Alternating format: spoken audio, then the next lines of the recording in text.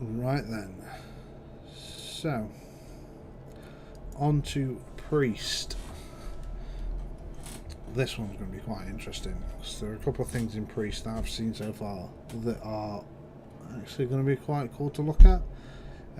So let's start at the bottom and work our way up as we have been doing. So 2 mana, 2/1, Echo, Battlecry, restore 2 health. But yeah, that's pretty decent. On turn 2, you're probably not going to want to make it. I mean, obviously you could make it if you're, turn 1, not shy cleric, hit in, it takes a couple of damage. Make this, restore 2, draw a card. Like, you've not cast it again, but it's done its job. You've not had to you've not had to use your hero power to heal. So you've got then, 1/3, 2/1, you've drawn a card, and you've probably like poked something off the board. Yeah, I can see this card. Obviously, like the further into the game you get with these Echo cards, they're gonna just get better.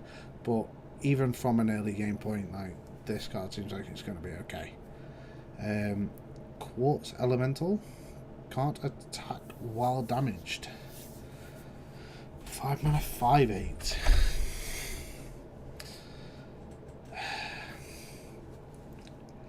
I mean, to damage it, unless they obviously like just deal it 8 damage from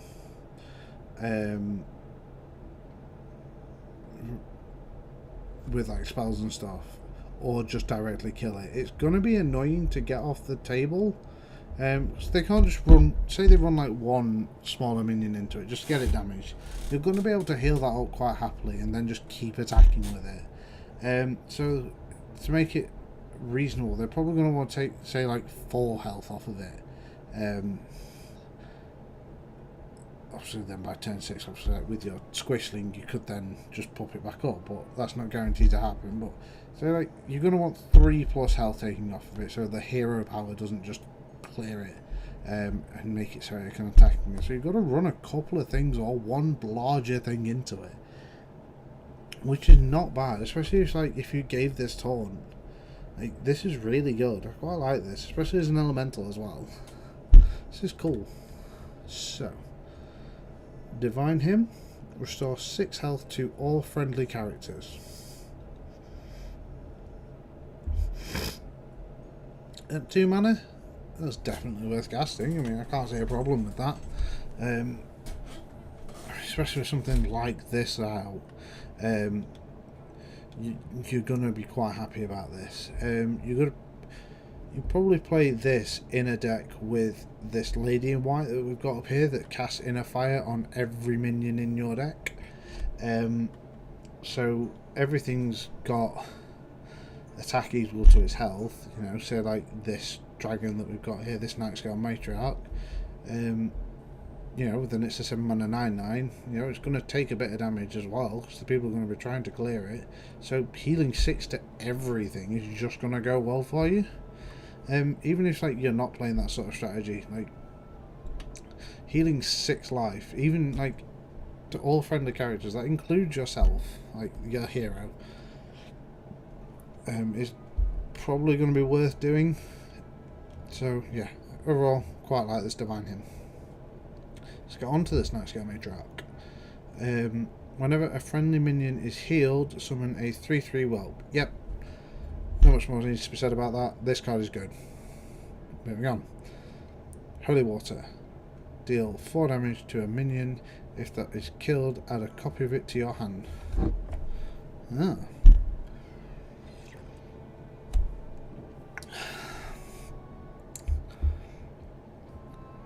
That's another one of the priest cards where my priest cards aren't very good, but your cards are really good, so I'm going to find a way to play your cards. I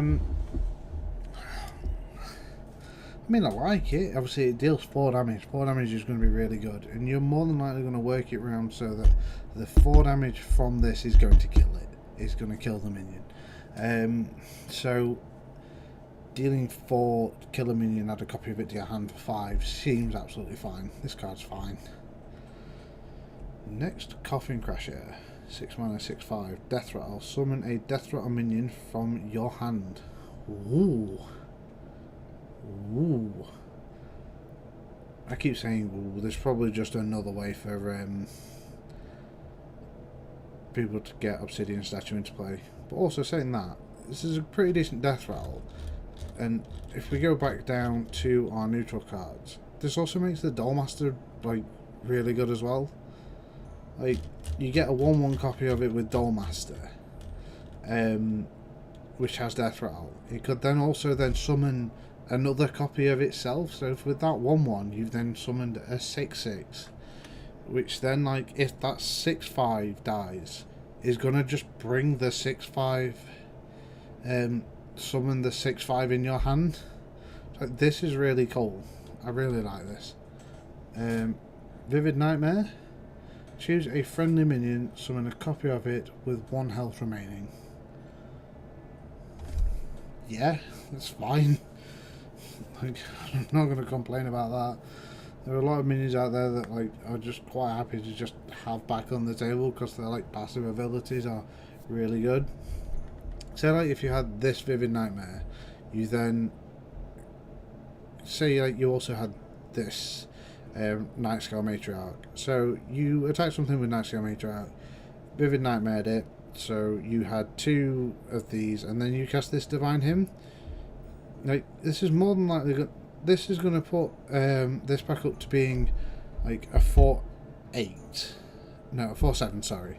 And whatever the Nightscale Matriarch itself is at is probably going to go up to full health. And then you're going to get 2 3/3 whelps. So I'm fine with this. Wait, no, you're going to get 4, aren't you? Because this is healed, this is healed. So yeah, that's just going to be really good. I like this Vivid Nightmare. It's really cool. Glitter Moth. Battlecry. If your deck has only odd cost cards, double the health of all your other minions.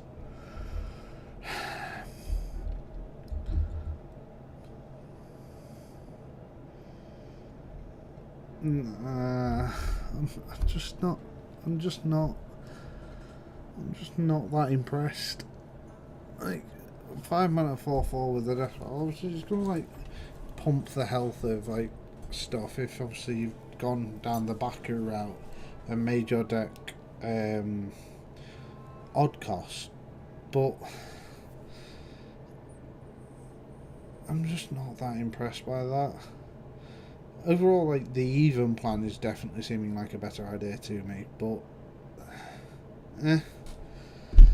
this is you're probably going to want to play this in the Baku style deck, but this just more seems very forced to me rather than being just, hey, this is cool.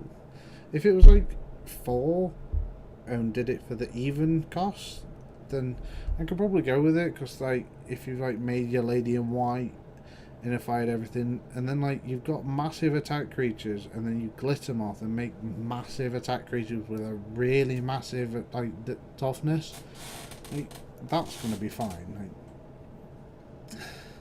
but it's on the odd cost stuff, which I don't know. Like, do you want to make this and like buff your Obsidian statues? Probably not. Like, so overall, I'm not too impressed by this.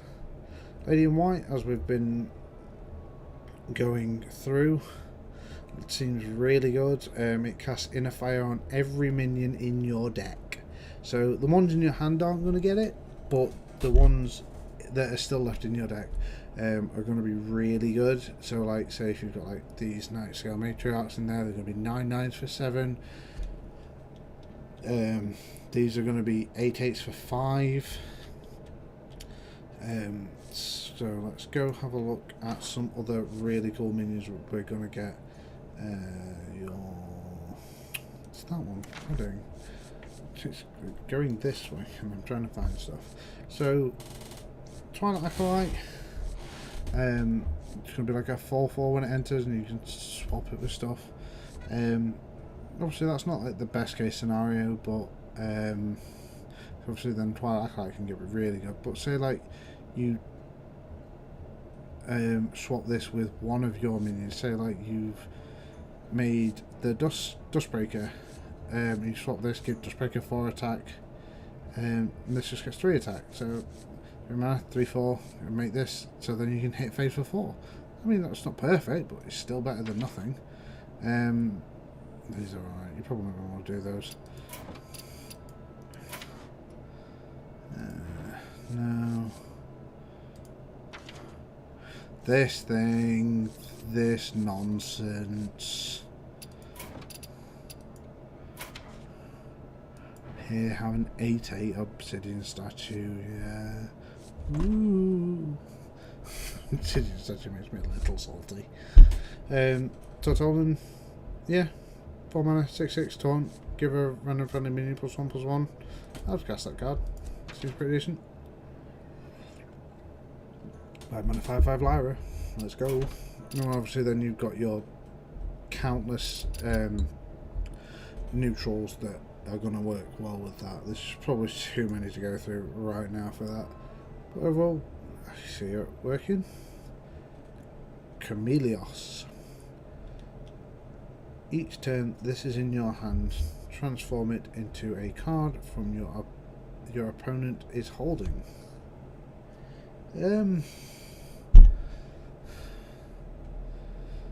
I mean, if that's the kind of plan you're wanting to go down, I feel you're probably just better off playing like Shifter Xeris. But I mean, it's alright. It can show you what your opponent is holding, so it gives you a way to play around certain cards. So you can see if something your opponent's got in that's going to hinder a plan that you did have, you can change the plan you had to help weaken the cards that they have. So, but at that point, you're never actually casting this card unless they have something in their hand that's incredible, and you making it is going to be really good. But at that point, then like that, you probably won the game anyway. But other than that, your deck is 29 cards plus this one card. That's if you're holding this card. Like, if you draw it, say like on turn 8, and you say, well, this is just not very good now. So, I'm not overly impressed like that. But overall, with Priest itself, I'm quite happy. There's a lot of really cool stuff coming. A couple of things like Glitter Moth that I'm not overly impressed with, but to be fair, Priest looks pretty fun, and hopefully we'll get some pretty cool stuff out of the packs for it.